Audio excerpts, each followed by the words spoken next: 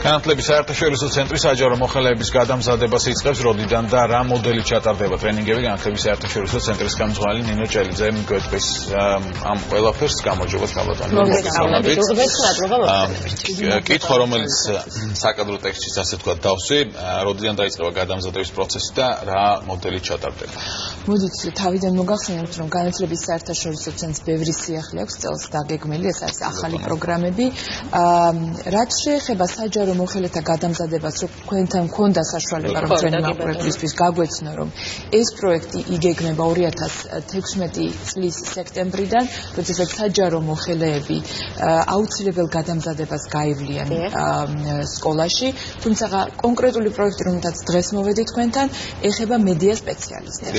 ეს რა თქმა უნდა, მედია ტრენინგი, რომელიც ჩატარდება უნგრეთში. ეს არის ტრენინგი, რომელიც ჩატარდება უნგრეთში, ეს არის ერთკვირიანი ტრენინგი მედია სპეციალისტებისთვის, რაც გულისხმობს თავისთავად ჟურნალისტიდან დაწყებული პროდიუსერით საზოგადოებასთან ურთიერთობის სპეციალისტები. საჯარო მოხელეებს არ ეხება.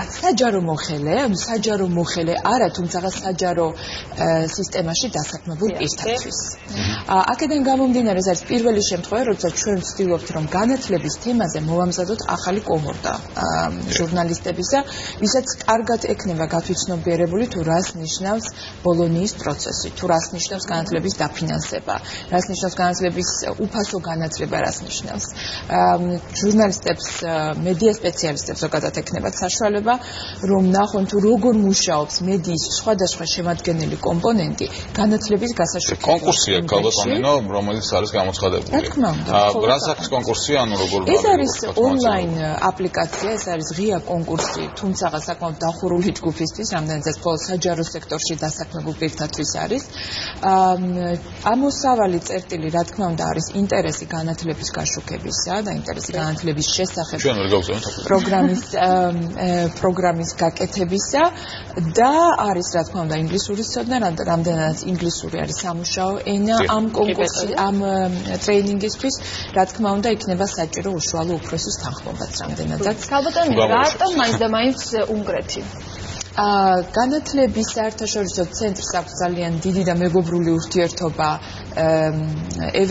ცენტრალური ევროპის უნივერსიტეტთან, რამდენიმე ტრენინგს გეგმავს განათლების საერთაშორისო ცენტრი უნგრეთში და კიდევ ერთი, უნგრეთი არის ის ევროგაერთიანების ქვეყანა, რომელსაც დაახლოებით იგივე პრობლემები ჰქონდა პრესასთან თუ განათლებასთან, რომელიც ამ 10-20 წლის წინ გამოიარა. ასე რომ საინტერესოა ნახო, სად შეიძლება რომ არ გაიმეორო უკვე დაშვებული პარალელების გამოცდილების გაზიარების და გარდა ამისა ძალიან კარგი ბაზარი იმის გამო, რომ ბევრი საინტერესო ჟურნალისტი, ბევრი პრიზის მფლობელი ჟურნალისტი თანამშრომლობს ცენტრალური ევროპის უნივერსიტეტთან. ასე რომ ეს პროფესიონალები მოწვეულები იქნებიან.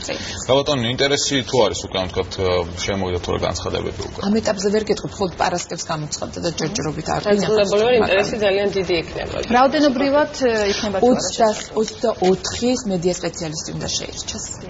24 მედია სპეციალისტი, რომ საკმაოდ დიდი კონკურსი იქნება ალბათ, იმიტომ რომ თუ გამოუშვებენ თანამშრომლებს, თქვენ აქცენტი ხელმძღვანელის დაახლოებაც უნდა იყოს. ახალი პროექტები ახსენეთ, კიდევ რა სიახლე შეგიძლიათ რომ გითხრათ? იქნება კონსორციუმის პროგრამა, ამაზე ადრეც მოგახსენეთ, თუ დღეს მხოლოდ და მხოლოდ ღია ტიპის საკონკურსო პროგრამები ტარდება სამაგისტრო და სადოქტორო ხარისხის მისაღებად, სტუდენტმა უნდა მოიპოვოს, მოიძიოს, ჩაირიცხოს უნივერსიტეტში, შემდგომ მოვიდეს ჩვენთან. ამ ჯერზე ჩვენ უკვე უნივერსიტეტებთან ერთად კონსორციუმული ტიპის პროგრამას გამოვაცხადეთ, სადაც ერთჯერადად იქნება საჭირო აპლიკაციის შემოტანა. ეს ყველაფერი ნოემბრისთვის დაანონსდება უკვე შემდეგი აკადემიური წლისთვის 16-17. განათლების საერთაშორისო ცენტრს ძალიან დიდი გეგმები აქვს. რა თქმა უნდა, ამ გეგმებს ჩვენც მივყვებით ესე ნაბიჯ და რა თქმა უნდა იქნება ქალბატონო ჩვენი სტუმარიც სხვა სიახლეებით ნოემბერში. დიდი მადლობა. ნინო ჭელიძე, განათლების საერთაშორისო ცენტრის ხელმძღვანელი იყო ჩვენი სტუმარი. ჩვენ კი